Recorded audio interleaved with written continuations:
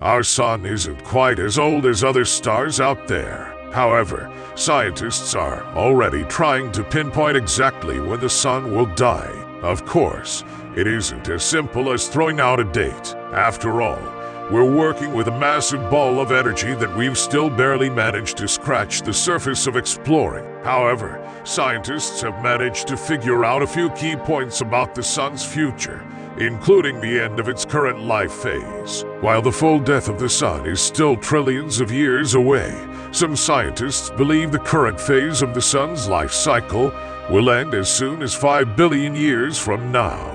At that point, the massive star at the center of our solar system will have eaten through most of its hydrogen core. Effectively, the sun as we know it will have died. When that happens, the sun will become a red giant. It will stop creating heat via nuclear fusion.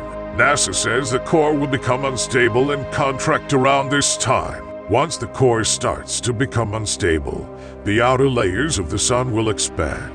That expansion will eventually swallow up Mercury and Venus. Additionally, rough solar winds from the sun will beat at the Earth, stripping it of the magnetic field that generates its atmosphere. It's a scary time to think about, especially for any life, human or non-human, that might remain all those years from now.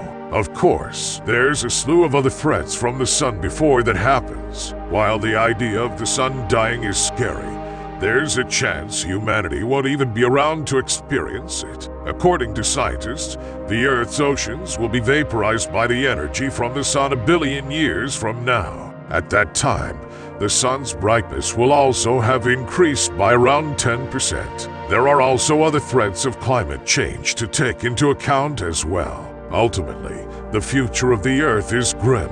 At least scientists say it is. Perhaps that's why so many people are so focused on space travel and getting us to other planets. Not only would it allow humanity to continue surviving, but it would give us a new home to go